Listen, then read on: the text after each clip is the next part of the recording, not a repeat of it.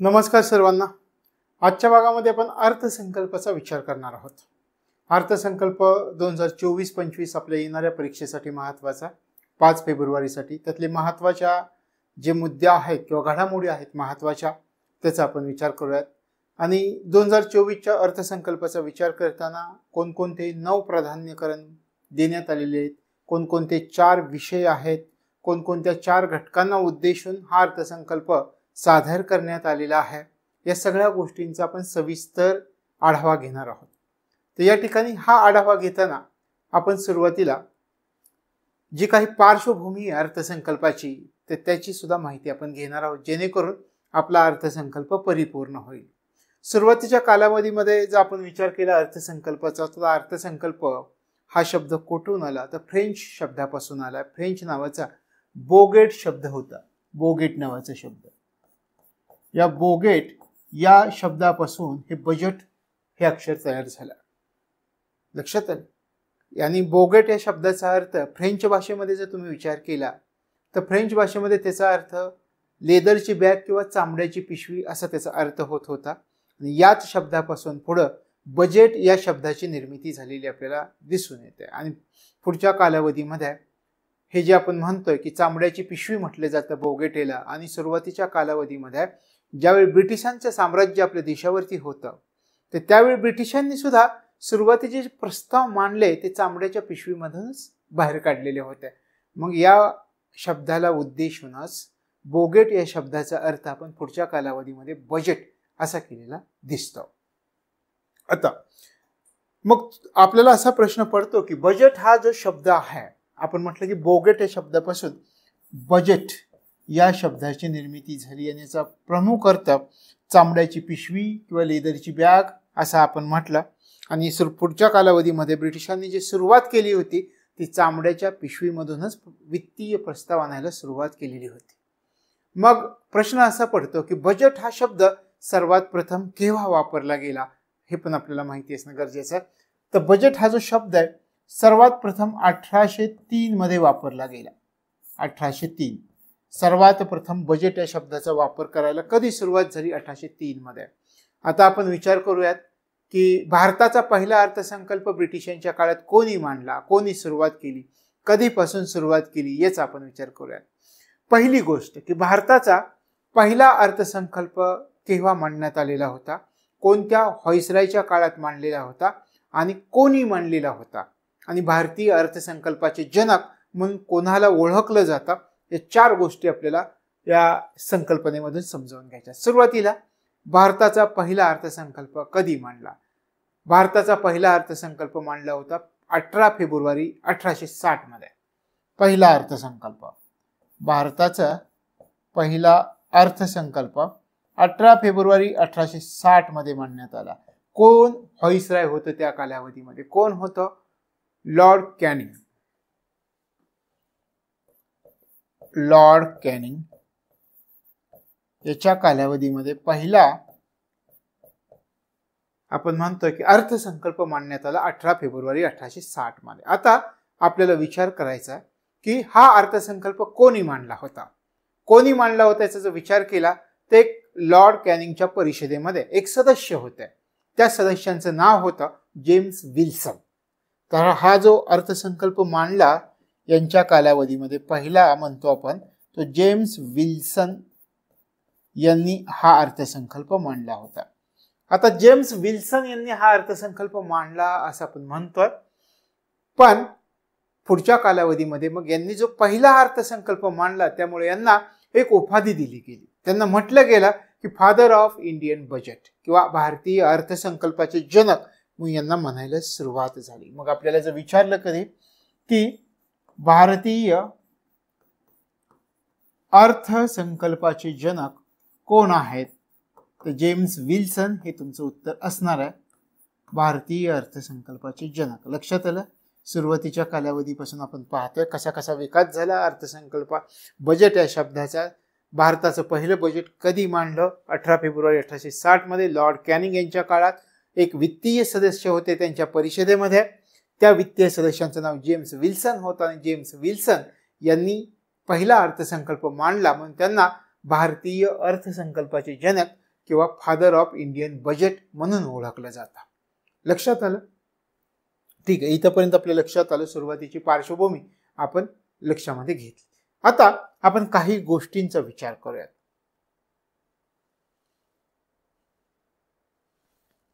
भारतीय अर्थसंकल्पीय परंपरेचा आधार कोणता आहे? पहिली गोष्ट, स्वतंत्र भारतामध्ये पुढच्या कालावधीमध्ये आपण अनेक बजेट मांडले, अनेक अर्थसंकल्प मांडले. मग त्या अर्थसंकल्पाचा आधार कोणता होता? ब्रिटिशांनी मांडला तोच आधार होता की स्वातंत्र्यपूर्व कालावधीमध्ये पंचवार्षिक योजना सुरू होताना काही गट स्थापन झालेले होते आणि त्यांनी भारतीय अर्थव्यवस्था कशी असावी अशा सूचना पण केलेल्या होत्या. त्याच्यामध्ये बॉम्बे योजना होती, वेगवेगळ्या योजना आपण अभ्यासल्या होत्या पंचवार्षिक योजनेच्या काळात, सुरुवातीच्या काळात, की पंचवार्षिक योजना सुरू करण्यासाठी कोणी कोणी वेगवेगळ्या प्रकारच्या त्या ठिकाणी सूचना दिल्या होत्या. तर त्याच्याच मध्ये एक गट होता, उद्योगपतींनी स्थापन केलेला एक गट होता किंवा एक योजना होती, बॉम्बे योजना. मग स्वतंत्र भारताच्या अर्थसंकल्पाचा आधार कोणती योजना होती? तर ही बॉम्बे योजना होती. 1944ला ही बॉम्बे योजना तयार करण्यात आली होती. मग आपल्याला भारतीय अर्थसंकल्पाचा आधार कोणती योजना होती हे आपल्याला विचारलं तर बॉम्बे प्लॅन. बॉम्बे प्लॅन. लक्षात आलं? भारतातील अर्थसंकल्पीय परंपरेचा आधार कोणती योजना आहे? कोणती योजना आहे? बॉम्बे प्लॅन. ही योजना कोण होतं? त्याच्यामध्ये आपण उल्लेख केला होता की वेगवेगळ्या उद्योगपती होते, जी.डी. बिर्ला होते, जे.आर.डी. टाटा यांचा समावेश होता, जॉन मथाई यांचा समावेश होता या बॉम्बे योजनेमध्ये. आणि त्याच्यामधलेच बॉम्बे योजनेमधील एक जण जे होते तेच पुढे आपल्या देशाचे वित्त मंत्री सुद्धा झालेले दिसतात, जॉन मथाई. जॉन मथाई पुढच्या कालावधीमध्ये हे भारताचे वित्त मंत्री सुद्धा झालेले आपल्याला दिसतात. म्हणजे एक गोष्ट आपल्या लक्षात आली की भारतातील अर्थसंकल्पीय परंपरेचा आधार कोणता आहे? तर बॉम्बे योजना आहे. लक्षात आलं? मग आपल्याला प्रश्न विचारतील की स्वातंत्र्यपूर्व काळामधील कोणत्या योजनेला भारतातील अर्थसंकल्पाचा आधार मानला जातो? कोणत्या योजनेला मानला जातो? बॉम्बे योजनेला. लक्षात आलं? स्वातंत्र्यपूर्व काळामधील बॉम्बे योजनेला भारतातील अर्थसंकल्पीय परंपरेचा आधार मानला जातो. लक्षात आलं? तशा प्रकारे ही सुरुवात झालेली होती, हा आधार आहे. पुढच्या कालावधीमध्ये जर आपण विचार केला भारताच्या स्वातंत्र्यपूर्व काळामधील कोणत्या योजनेला, आपण म्हटलं बॉम्बे प्लॅनला आधार मानले जातात. त्याच्यानंतर पहा स्वतंत्र भारतातील अर्थसंकल्पाचा आता आपण विचार करूयात. स्वतंत्र भारतामध्ये पहिला अर्थसंकल्प कोणी मांडला आणि भारतीय प्रजासत्ताकाचा पहिला केंद्रीय अर्थसंकल्प कोणी मांडला? स्वतंत्र भारत असा ज्यावेळी आपण विचार करतो तो दोन प्रकारच्या अर्थसंकल्पाचा आपल्याला विचार करावा लागतो. म्हणजे भारत स्वातंत्र्य झाल्यानंतर लगेच मांडण्यात आलेला अर्थसंकल्प आणि भारत प्रजासत्ताक झाल्यानंतर मांडण्यात आलेला केंद्रीय अर्थसंकल्प कोणता? तर सुरुवातीला आपण स्वतंत्र भारतातील अर्थसंकल्पाचा विचार करूयात. पहिला अर्थसंकल्प स्वतंत्र भारतामध्ये कधी मांडण्यात आलेला होता? स्वातंत्र्य प्राप्तीनंतर 26 नोव्हेंबर 1947. स्वतंत्र भारतातील पहिला अर्थसंकल्प कधी मांडण्यात आला होता? 26 नोव्हेंबर 1947. स्वतंत्र भारतातील पहिला अर्थसंकल्प कोणी मांडला होता? जॉन मथाई. आता आपण विचार केला की नाही की बॉम्बे योजनेशी संबंधित होते आणि पुढे तेच जॉन मथाई यांनी स्वतंत्र भारताचा पहिला केंद्रीय अर्थसंकल्प मांडलेला आपल्याला दिसतो. जॉन मथाई. जॉन मथाई. मग त्याच्यानंतर आता आपल्याला विचार करायचा, हा स्वतंत्र भारतातील पहिला केंद्रीय अर्थसंकल्प मांडण्यात आला होता, तर भारतीय प्रजासत्ताकाचा पहिला केंद्रीय अर्थसंकल्प कोणी मांडला? भारतीय प्रजासत्ताक आपण या ठिकाणी म्हणूयात. भारतीय प्रजासत्ताक. भारतीय प्रजासत्ताक याचा पहिला केंद्रीय अर्थसंकल्प केव्हा आणि कोणी मांडला? 1950 मध्ये मांडण्यात आलेला होता. भारतीय प्रजासत्ताकाचा पहिला केंद्रीय अर्थसंकल्प 1950 मध्ये मांडला होता. कोणी मांडलेला होता 1950 मध्ये? तर जॉन मथाई यांनीच मांडलेला होता.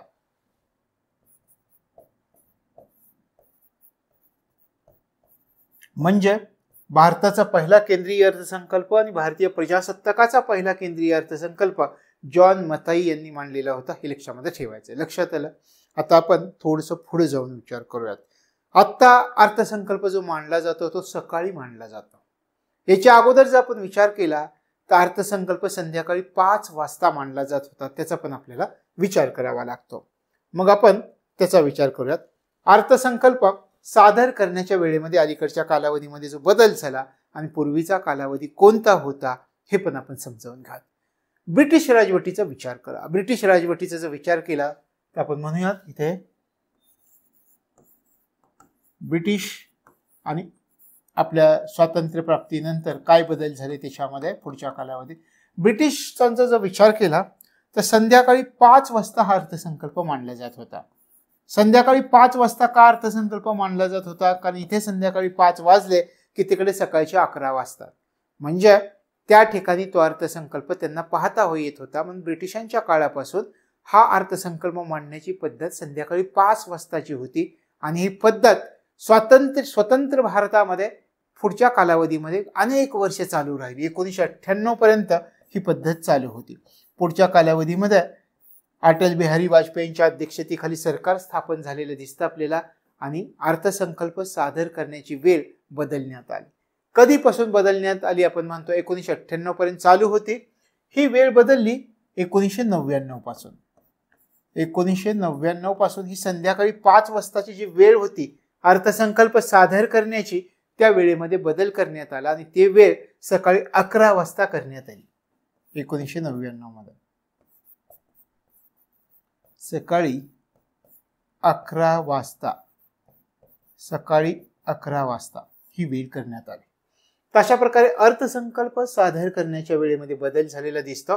ब्रिटिशांच्या काळात कोणती वेळ होती आणि स्वतंत्र भारतामध्ये पुढच्या कालावधीमध्ये 1999 पासून वेळेमध्ये बदल झालेला दिसतो. संध्याकाळी 5 वाजताची वेळ बदलली आणि सकाळी 11 वाजता करण्यात आली. आता ही वेळ बदलली त्यावेळी अर्थमंत्री कोण होते?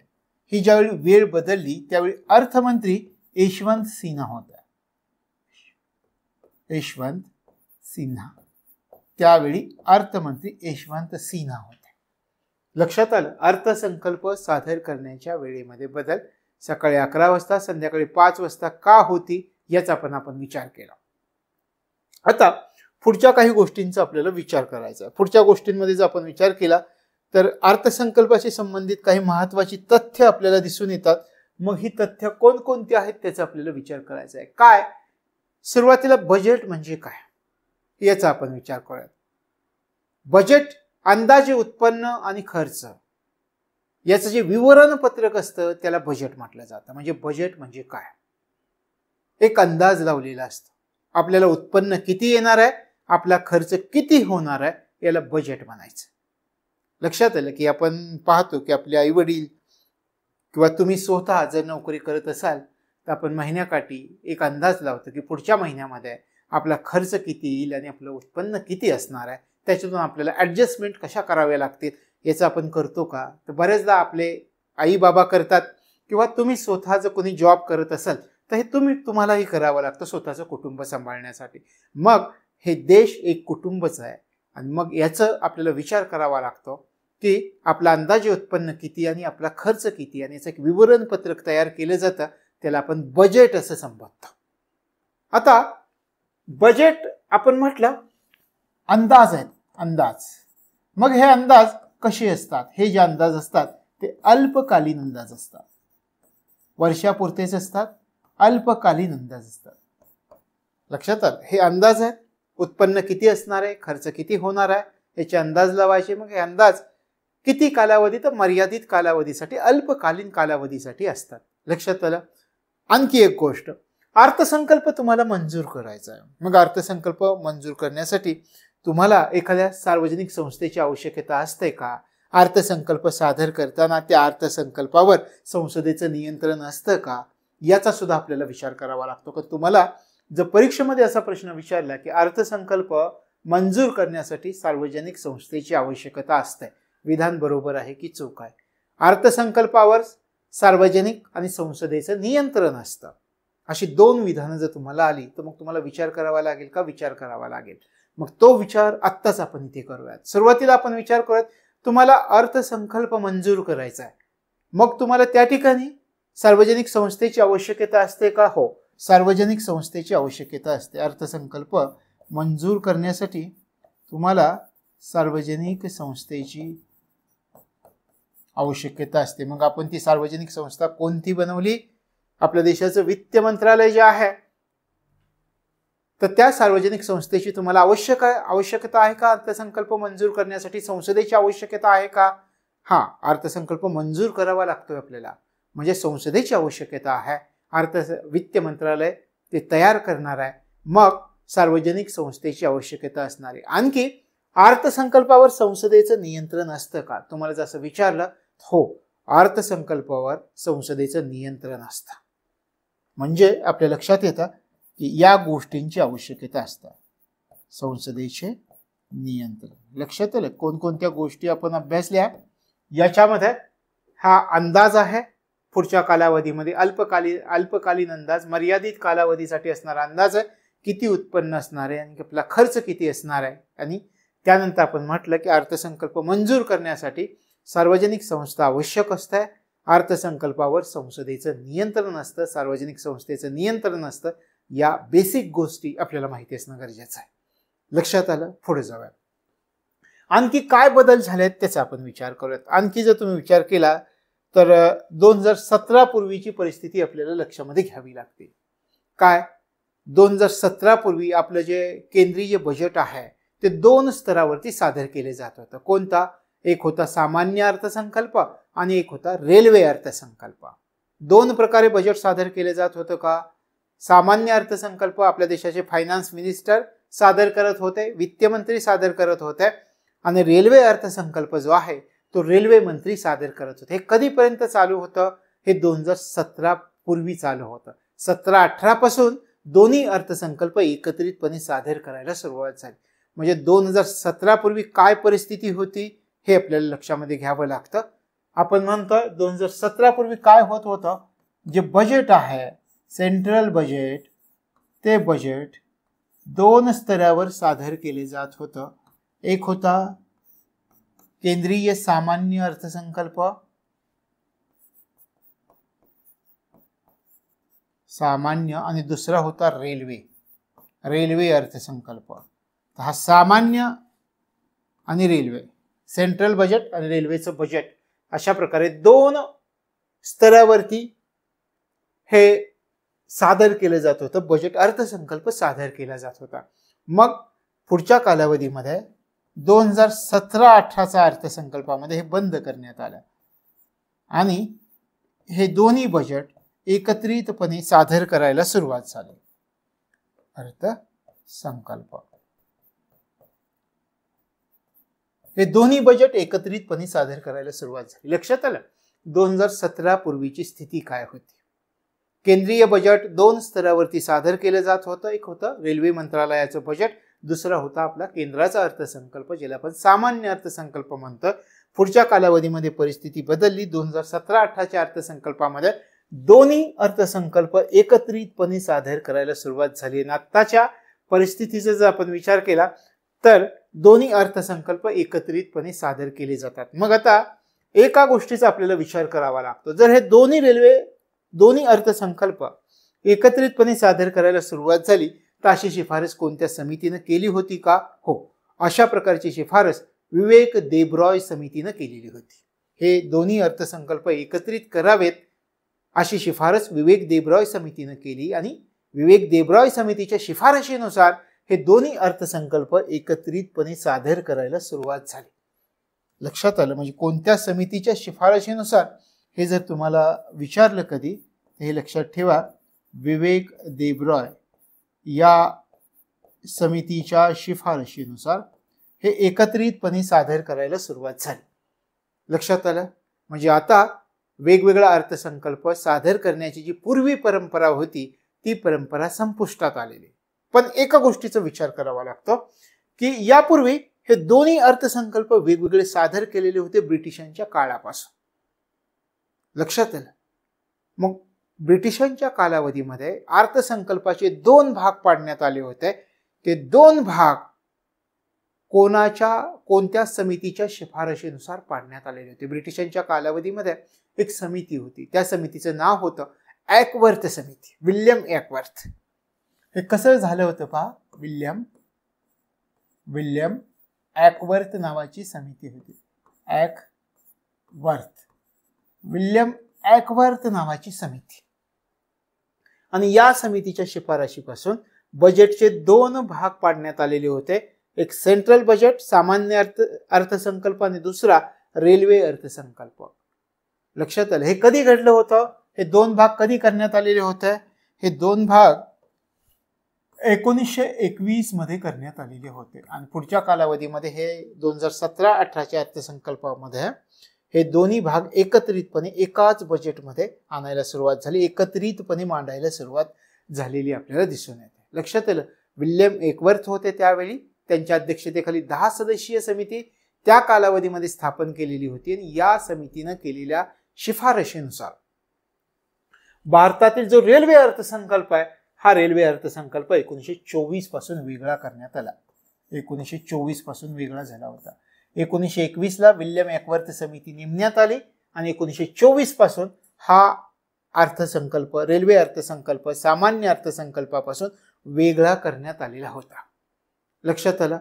आता इथे तुम्हाला लक्षात घ्यायचं आहे, आपण एकदा रिव्हिजन करत. बजेट अगोदर 2017-18 पूर्वी जे बजेट मांडलं जात होतं ते दोन प्रकारे, सामान्य अर्थसंकल्प, रेल्वे अर्थसंकल्प मांडला जात होता. सामान्य अर्थसंकल्प आपल्या देशाचे वित्त मंत्री मांडत होते, रेल्वे अर्थसंकल्प रेल्वे मंत्री मांडत होते. पुढच्या कालावधीमध्ये हे वेगवेगळे न मांडता ते एकत्रितपणे मांडायला सुरुवात झालं 2017-18च्या अर्थसंकल्पापासून. पण आपण असाही विचार केला की हे 2 अर्थसंकल्प वेगळे केव्हापासून झाले होते? तर हे 2 अर्थसंकल्प वेगळे 1924 पासून झाले. कारण 1921 मध्ये विल्यम ॲकवर्थ यांच्या अध्यक्षतेखाली 10 सदस्यीय समितीची स्थापना करण्यात आलेली होती आणि त्या समितीच्या शिफारशीनुसार 1924 पासून हे दोन्ही अर्थसंकल्प वेगळे करण्यात आलेले होते.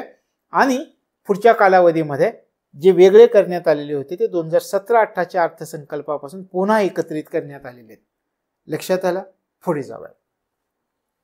आपला पुढचा महत्वाचा मुद्दा कोणता आहे पहा. याच्यामध्ये अर्थसंकल्प हिंदी भाषेमधून छापण्यास कधीपासून सुरुवात झाली? तुम्हाला जर असं विचारलं की अर्थसंकल्प हिंदी भाषेमध्ये छापण्यास कोणत्या अर्थमंत्र्यांच्या काळात सुरुवात झाली, सांगा उत्तर मला. अर्थसंकल्प हिंदी भाषेमध्ये छापण्यास कोणत्या अर्थमंत्र्यांच्या कालावधीमध्ये सुरुवात झाली? सुरुवातीच्या कालावधीमध्ये जर आपण पाहिलं तर सुरुवातीच्या कालावधीमध्ये अर्थसंकल्प जो मांडला जात होता तो इंग्रजी भाषेमध्ये मांडला जात होता. इंग्रजी भाषेमध्ये मांडला जात होता. मग तो हिंदी भाषेमध्ये छापण्यास कधीपासून सुरुवात झाली? कोणत्या अर्थमंत्र्यांच्या कालावधीमध्ये तो हिंदीमध्ये छापायला सुरुवात झाली? तर त्यावेळी अर्थमंत्री होते C.D. देशमुख, चिंतामणराव देशमुख. C.D. देशमुख हे आपल्याला नाव माहिती आहे.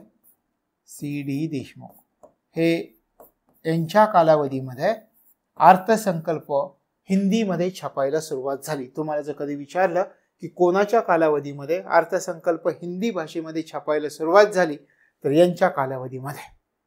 आणि हे कधीपासून झालं? 1955-56चा जो अर्थसंकल्प होता त्या कालावधीपासून. 1955-56 इथून पुढच्या कालावधीमध्ये अर्थसंकल्प हिंदीमध्ये छापला जाईल याची काळजी C.D. देशमुख यांनी घेतलेली होती. हे निश्चित केलेले होते की इथून पुढच्या कालावधीमध्ये इंग्रजी बरोबरच अर्थसंकल्प हिंदीमध्ये सुद्धा छापला जाईल. हे कोणत्या अर्थमंत्र्यांच्या कालावधीमध्ये? तर C.D. देशमुख यांच्या कालावधीमध्ये. लक्षात आलं? हे लक्षात ठेवायचं. पुढच्या मुद्द्याकडे जाऊयात. आता अर्थसंकल्पाचं प्रसारण टेलिव्हिजनवर कधीपासून सुरुवात झाली सांगता येईल तुम्हाला? ऑप्शन देऊ. 1991, 1992, 1995, 1999. कधीपासून सुरुवात झाली? अर्थसंकल्पाचं प्रसारण टेलिव्हिजनवर सुरू झालेलं होतं.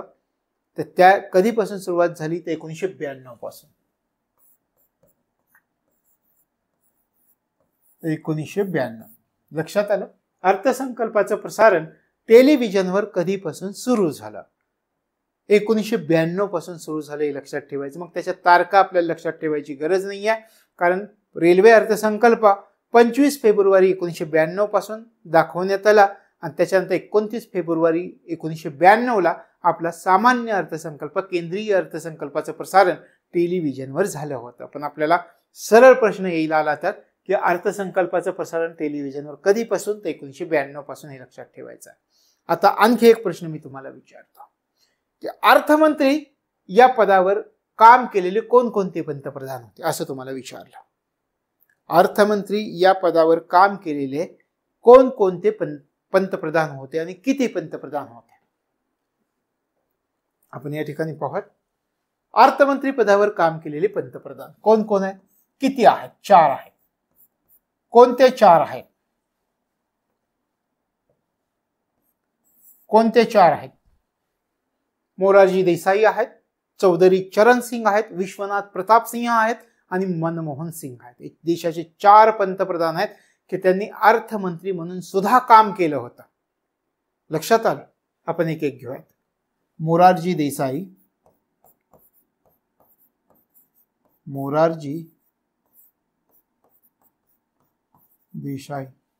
दुसरं आपण म्हटलं तर चौधरी चरण सिंग आहेत.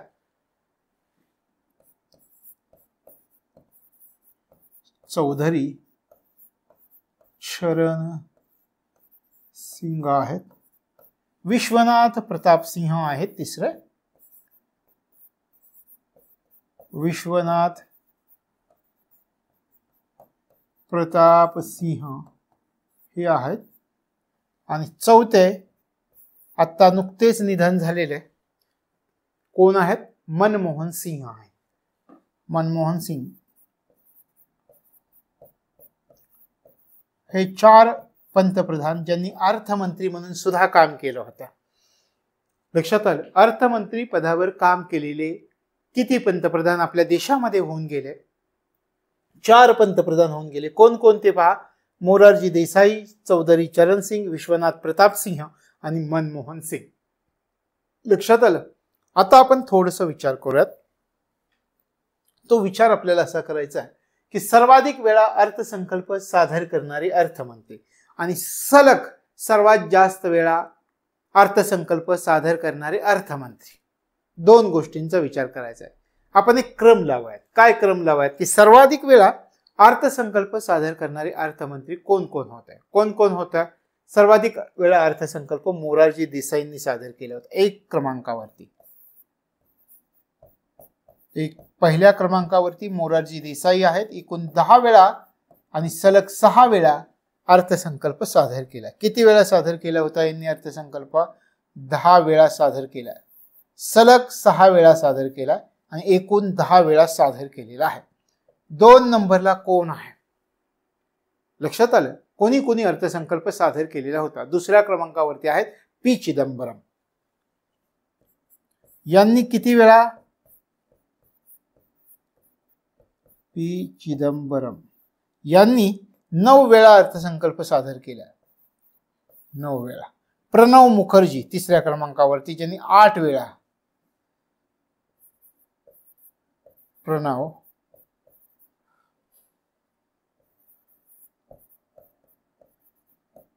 मुखर्जी अर्थसंकल्प ज्यांनी 8 वेळा अर्थसंकल्प सादर केला आहे. मोरारजी देसाई, पी चिदंबरम, प्रणव मुखर्जी हे ओळीने. आता याच्यामध्ये आपल्याला आणखी एक गोष्ट लक्षात घ्यावी लागते तुम्हाला. आणि 7 वेळा जो सादर केला तो तुम्हाला त्या ठिकाणी आपल्या निर्मला सीतारामन ज्या सध्याच्या वित्तमंत्री आहेत प्रेझेंट, तर त्यांनी 7 वेळा सादर केला. तर हा एक क्रम. सर्वात जास्त वेळा अर्थसंकल्प कोणी कोणी सादर केला होता? मोरारजी देसाई 10 वेळा, त्याच्यामध्ये 10 वेळामध्ये सलग 6 वेळा. पी चिदंबरम यांनी 9 वेळा, प्रणव मुखर्जी यांनी 8 वेळा. आता आपल्याला विचार करायचा आहे की सलग सर्वात जास्त वेळा अर्थसंकल्प कोणी सादर केलेला होता? सलग 7 वेळा. सर्वात जास्त वेळा सलग आपण या ठिकाणी म्हणा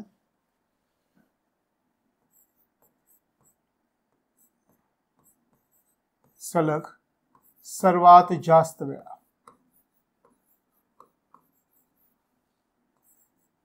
अर्थसंकल्प कोणी सादर केला होता? तर ह्या आहेत निर्मला सीतारामन. किती वेळा? 7 वेळा.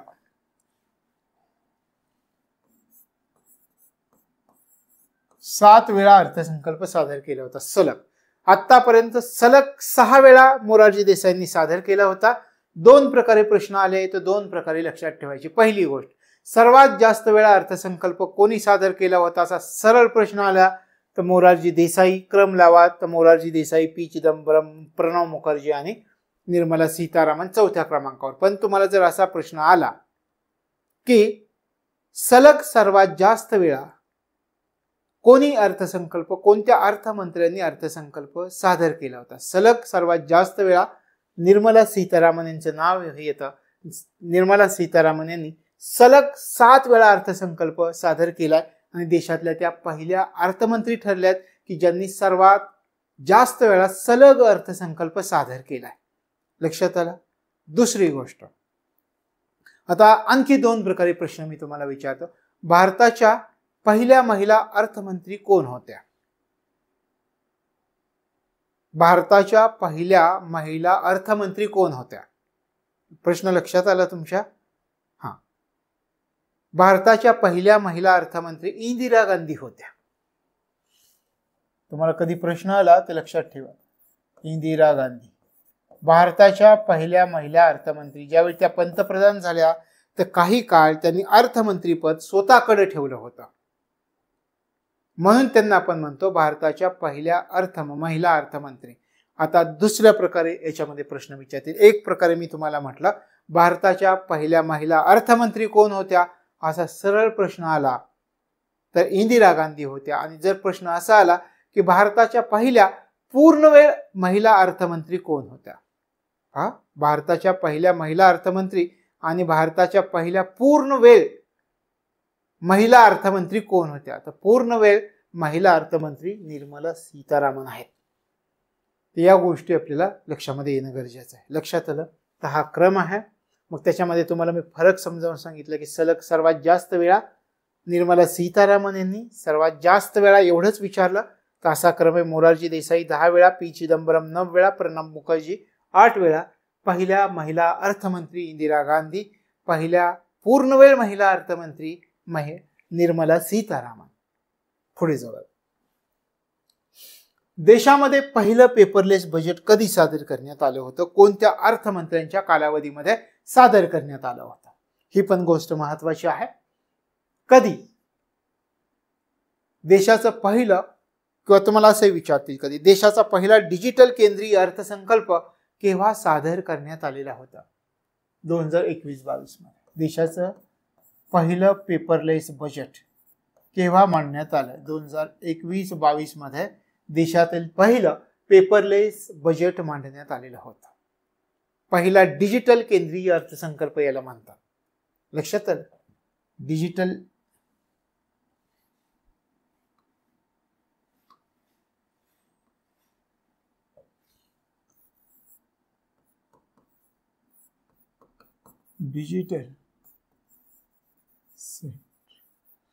बजेट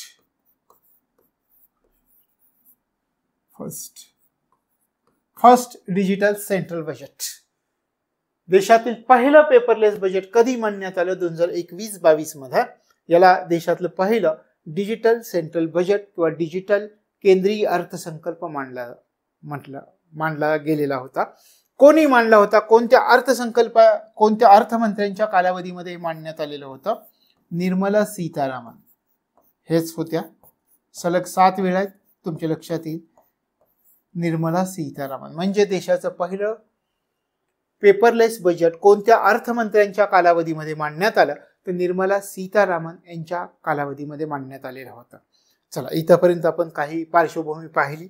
आता अर्थसंकल्प सादर करायचा आहे.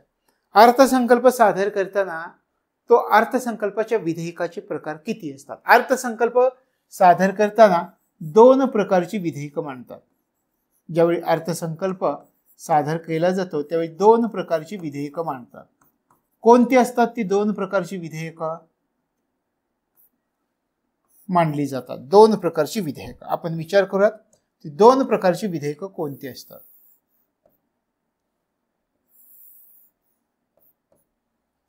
2 प्रकारची विधेयकं कोणती असतात? 2 प्रकारची विधेयकं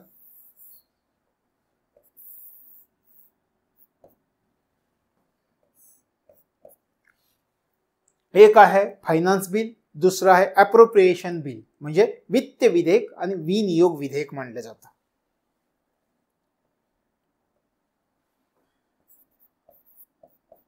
वित्त विधेयक आणि विनियोग विधेयक मानलं जातं. विनियोग विधेयक मानलं जातं. वित्त विधेयक, विनियोग विधेयक. काय फरक आहे दोन्हीमध्ये? वित्त विधेयक, विनियोग विधेयक. फायनान्स बिल मध्ये एकूण जमेचा विचार कुठे केला जाईल? वित्त विधेयकामध्ये केला जाईल. एकूण खर्चाचा विचार कुठे केला जाईल? विनियोग विधेयकामध्ये केला जाईल. लक्षात आलं? याच्यामध्ये सरकारच्या खर्चाचा हिशोब असतो आणि याच्यामध्ये एकूण जमेचा हिसाब असतो.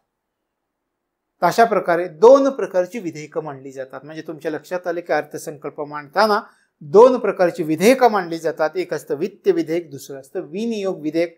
वित्त विधेयकामध्ये आपण म्हटलं एकूण जमेचा विचार केला जातो आणि विनियोग विधेयकामध्ये कशाचा विचार केला जातो? सरकारच्या एकूण खर्चाचा हिशोब या विनियोग विधेयकामध्ये केलेला असतो. लक्षात आलं? तशा प्रकारे हे लक्षामध्ये ठेवायचं. त्याच्यानंतर आता जे बजेट सादर केले गेलेलं आहे त्याच्यामध्ये जर आपण विचार केला तर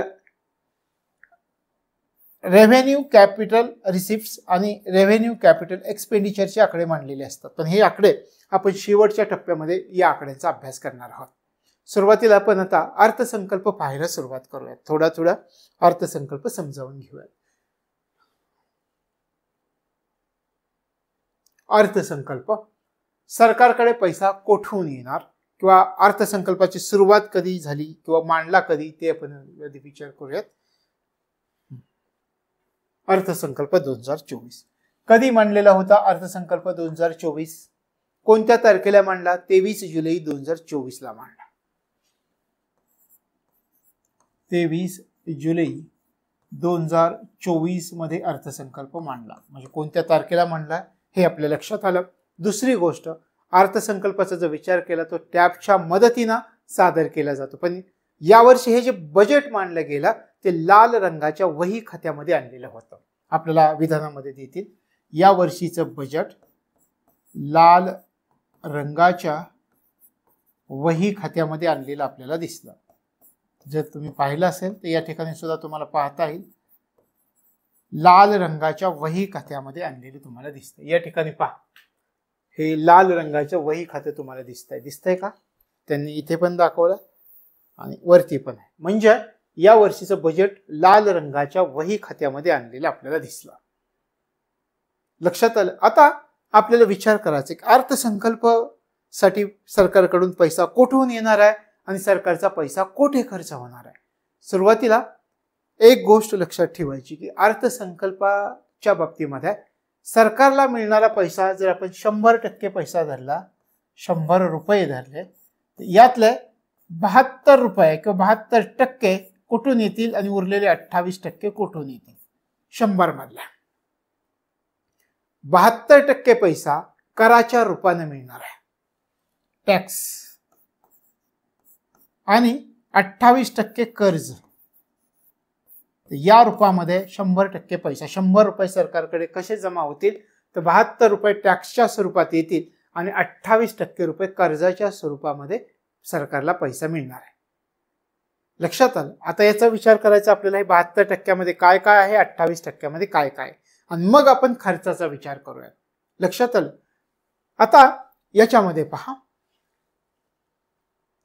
72% मध्ये जर आपण विचार केला तर सरकारकडून पैसा कराच्या स्वरूपात येणार आहे. कोणकोणत्या? सर्वात जास्त पैसा इन्कम टॅक्सच्या स्वरूपात येताना आपल्याला दिसेल. किती? 19%.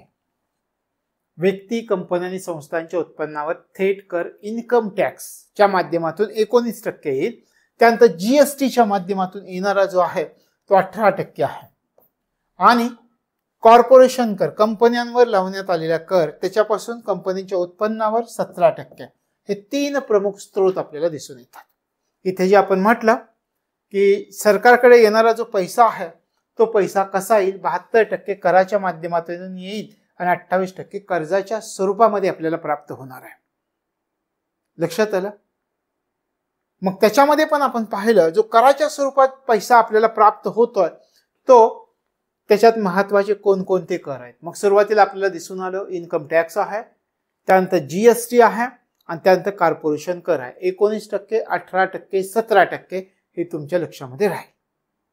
लक्षात आलं तर हे लक्षामध्ये ठेवायचं. आणि मग बाकीचं जर आपण विचार केला तर बाकीचे पण कर सांगितलं, कशा कशाच्या स्वरूपामध्ये कर प्राप्त होणार आहे हे आपल्याला या ठिकाणी सांगितलं. एकूण आपल्याला किती सांगितलं तर इथे 72% तुम्हाला दिसतं की कराच्या रूपामध्ये हे पैसे आपल्याला प्राप्त होणार आहेत. लक्षात आलं. तशा प्रकारे कराच्या रूपामध्ये 72% आपल्याला पैसा प्राप्त होणार. 28% पैसा कसा प्राप्त होईल. 28% पैसा पहा. 27% आपल्याला बँकांकडून, परदेशामधून, इतरत्र मिळालेली जी कर्ज आहेत त्याच्यापासून 27% पैसा आपल्याकडे येणार आहे. आणि सरकारी मालमत्ता विकून जो मिळालेला पैसा आहे तसेच कर्जाची वसुली करून मिळालेला पैसा आहे तो 1% आहे. मग हे 27% आणि 1% म्हणून होतात 28%. तर अशा प्रकारे 1 रुपया किंवा 100 रुपये सरकारकडे येणार आहे. लक्षात आलं. तर हे आता तुम्हाला गणित कळालं असेल की कशा प्रकारे सरकारकडे पैसा प्राप्त होतात. 72% पैसा टॅक्सच्या स्वरूपात आणि 28% पैसा कर्जाच्या स्वरूपामध्ये सरकारला प्राप्त होणार आहे. म्हणजे एक गोष्ट की सरकारला पैसा कसा प्राप्त होणार आहे हे आपल्या लक्षामध्ये आलं का. तर हे लक्षामध्ये ठेवायचं आहे. आता आपण विचार करूयात की हे खर्च कसं होणार आहे त्याचा आपण विचार करूयात. पैसा खर्च कसा होईल. सर्वात जास्त खर्च कुठे आहे पहा. करांमध्ये राज्यांचा वाटा 21% आहे. त्यानंतर व्याज देयता इंटरेस्ट पेमेंट्स 19% आहे. त्यानंतर केंद्रीय क्षेत्र योजना ज्या आहेत सेंट्रल सेक्टर स्कीम्स 16% आहेत. त्यानंतर इतर खर्च 9% आहे. त्यानंतर वित्त आयोग आणि इतर यांच्यानुसार वित्त आयोगाच्या सूचनानुसार ट्रान्सफर कराव्या लागणाऱ्या रकमा 9% आहेत. सेंट्रल स्पॉन्सर्ड स्कीम्स आहेत, केंद्रीय पुरस्कृत योजना 8% आहेत.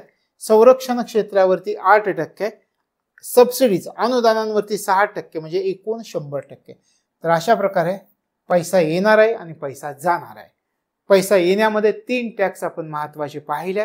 त्याच्यामध्ये पहिला टॅक्स इन्कम टॅक्स, दुसरा टॅक्स जीएसटी आणि तिसरा टॅक्स कॉर्पोरेशन टॅक्स. 19%, 18%, 17% असे स्लॅब आपण समजावून घेतले. आणि पैसा कसा खर्च होणार आहे त्याच्यामध्ये आपण पाहिला की करांमध्ये राज्यांचा वाटा 21% असणार आहे. इंटरेस्ट पेमेंट्स आपल्याला जे कर्ज घेतले त्याचं व्याज द्यावं लागेल 19%. केंद्रीय क्षेत्र योजना असतील तर 16% असतील. त्यानंतर वित्त आयोगाच्या सूचनेनुसार द्याव्या लागणाऱ्या रकमा 9%, केंद्र पुरस्कृत योजनांसाठी 8%, संरक्षणासाठी 8%, सबसिडीज अनुदानांसाठी 6% आणि एकूण 100%. अशा प्रकारे 100% पैसा खर्च होणार आहे. मग आपण काय काय पाहिलं पहा. सुरुवातीच्या कालावधीमध्ये आपण पाहिलं की अर्थसंकल्प केव्हा सादर झालेला होता.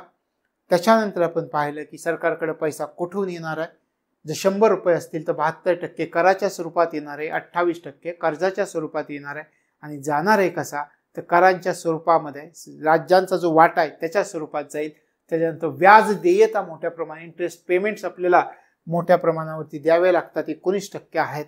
केंद्राच्या योजना आहेत, शिवाय केंद्रानं पुरस्कृत केलेल्या योजना आहेत, वित्त आयोगानुसार द्यावे लागणारे पैसे, संरक्षण क्षेत्रासाठी बजेट आहे तिथे, त्यानंतर सबसिडीज पण आपल्याला काही द्याव्या लागतात आणि असा आपला पैसा खर्च होणार आहे. आता आपल्याला विचार काय करायचा. विचार हा करायचा की सर्वात जास्त पैसा कोणत्या राज्यांना मिळाला. आता तुम्हाला जर असं विचारलं की राज्यांना मिळालेला पैसा, सर्वात जास्त पैसा कोणकोणत्या राज्यांना मिळाला याचा क्रम लावा. तर आपल्याला काय क्रम लावता येईल त्याचा आपण विचार करूयात. हा क्रम आहे.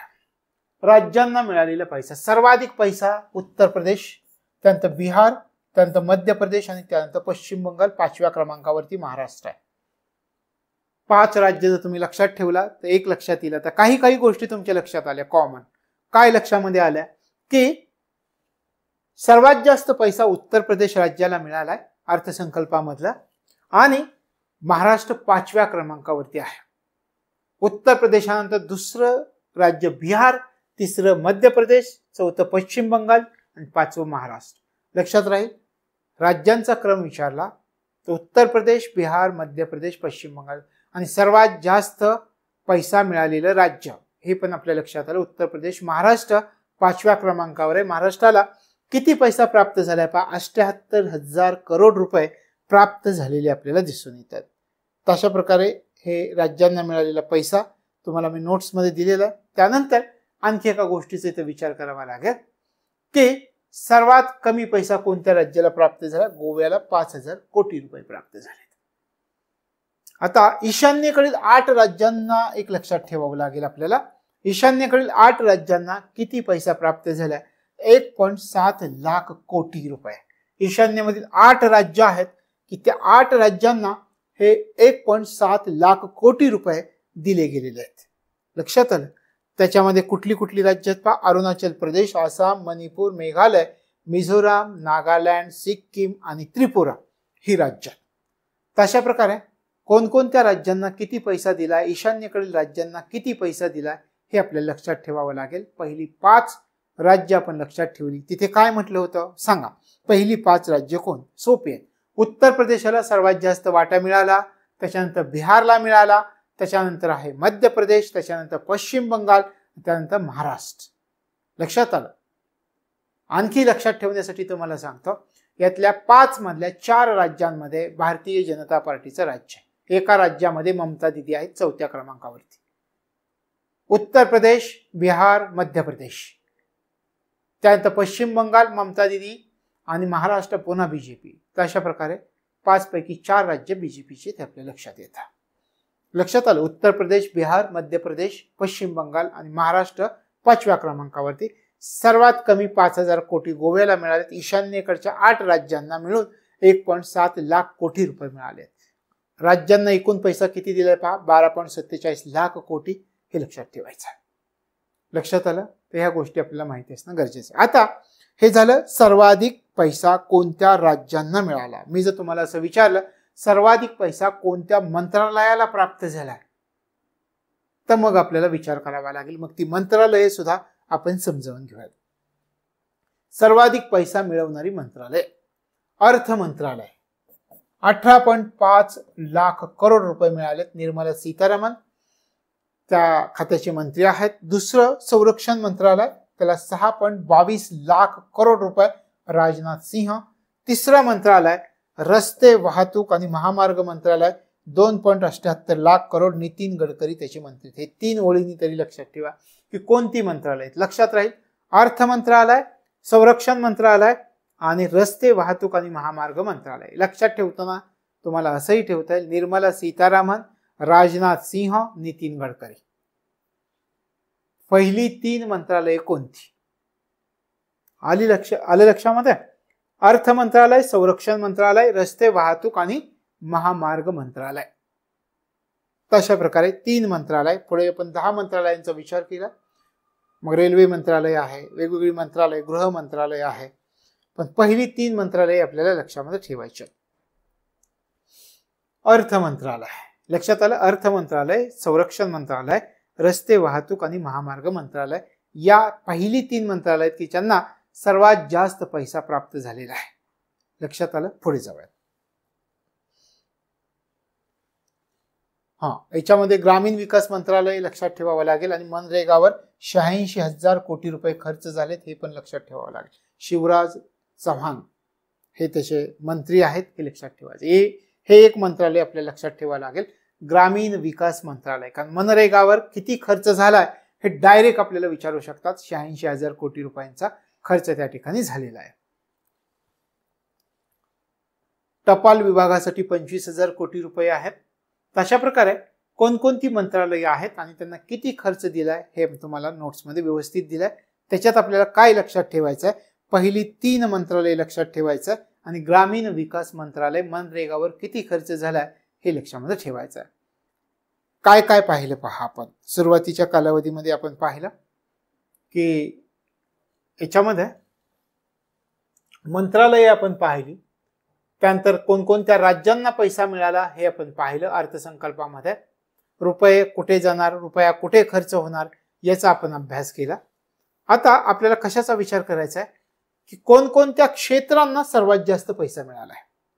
आता काही जणांनी काय केलंय की कोणत्या मंत्रालयाला सर्वात जास्त पैसा मिळालाय म्हणून संरक्षण मंत्रालय लिहिलंय. हे चुकीचं आहे.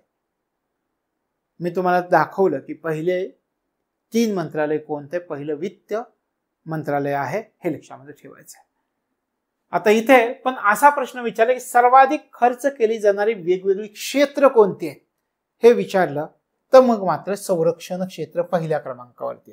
क्षेत्र सर्वाधिक खर्च केली गेलेली वेगवेगळे क्षेत्र कोणते किंवा कोणत्या क्षेत्रावर सर्वाधिक खर्च करण्यात आलेला आहे. संरक्षण क्षेत्र 1 क्रमांकाला आहे, ग्रामीण विकास 2 क्रमांकाला आहे, कृषी व कृषी संबंधित कार्यक्रम 3 क्रमांकाला आहे. तर सर्वाधिक खर्च करण्यात आलेली क्षेत्र 4थ्या क्रमांकावर गृह, 5व्या क्रमांकावरती शिक्षण, 6व्या क्रमांकावरती माहिती तंत्रज्ञान दूरसंचार आणि 7व्या क्रमांकावरती आरोग्य. तर हे क्षेत्र आहेत की ज्यांच्यावरती सर्वात जास्त खर्च करण्यात आलेला आहे. लक्षात आलं, सर्वात जास्त खर्च संरक्षण क्षेत्र.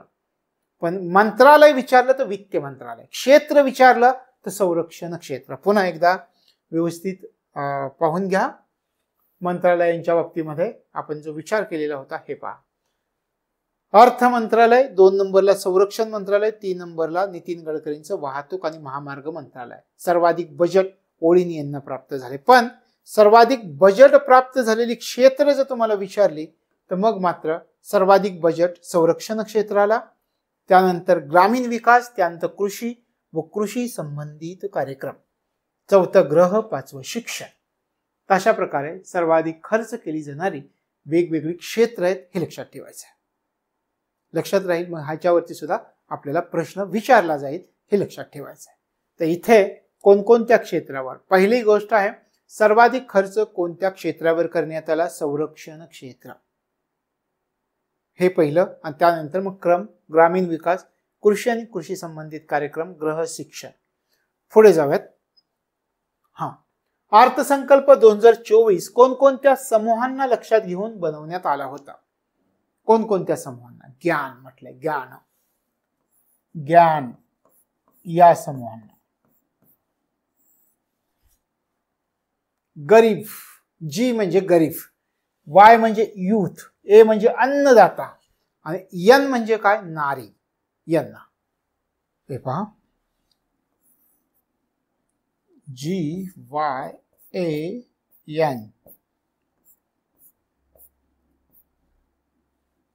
गरीब, यूथ, अन्नदाता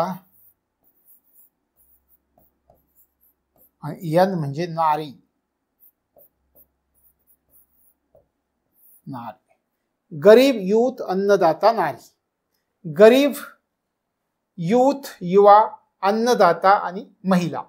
तशा प्रकारे अर्थसंकल्प 2024 कोणकोणत्या समूहांना लक्षात घेऊन बनवण्यात आलाय. 4 समूहांना लक्षात घेऊन बनवण्यात आलेला आहे. कोणते 4 समूह आहेत? ज्ञान म्हटलं गेलेलं आहे, GYAN. जी गरीब, वाय तरुण, ए अन्नदाता, एन नारी. म्हणजे गरीब, तरुण, शेतकरी, महिला. गरीब, तरुण, शेतकरी, महिला. जर आपण मराठीमध्ये जर विचार केला तर हे लक्षामध्ये ठेवायचं की या 4 गोष्टींवर लक्ष केंद्रित करण्यात आलंय. स्पष्ट, सरळ सरळ कळालं का की अर्थसंकल्प 2024 कोणकोणत्या समूहांना लक्षात घेऊन बनवण्यात आलेला. या 4 समूहांना लक्षात घेऊन बनवण्यात आलेला आहे. गरीब, तरुण, शेतकरी आणि महिला. मग आपण या ठिकाणी गरीब, यूथ, अन्नदाता आणि नारी असं म्हटलं गेलेलं आहे सरकारकडून. लक्षात आलं का? या 4 घटकांना, 4 समूहांना लक्षात घेऊन अर्थसंकल्प तयार करण्यात आलेला आहे. दुसरी गोष्ट, आता या अर्थसंकल्पामध्ये प्रमुख विषय आहे. प्रमुख विषय कोणकोणते आहेत अर्थसंकल्पामध्ये? प्रमुख विषय किती आहेत? प्रमुख विषय 4 आहेत. कोणकोणते प्रमुख 4 विषय आहेत? रोजगार, कौशल्य प्रशिक्षण, सूक्ष्म, लघु व मध्यम उद्योग, MSME आणि मध्यमवर्गीय लोक हे आहेत. आपण या ठिकाणी म्हणूयात कोणकोणते 4 आहेत पहा. रोजगार, त्याच्यानंतर दुसरा स्किल डेव्हलपमेंट, कौशल्य प्रशिक्षण किंवा स्किल ट्रेनिंग, कौशल्य प्रशिक्षण. प्रशिक्षण, कौशल्य प्रशिक्षण. तिसरा आहे MSME, सूक्ष्म लघु व मध्यम उद्योग. MSME, सूक्ष्म लघु व मध्यम उद्योग, MSME. त्यानंतर मध्यम वर्गीय लोक,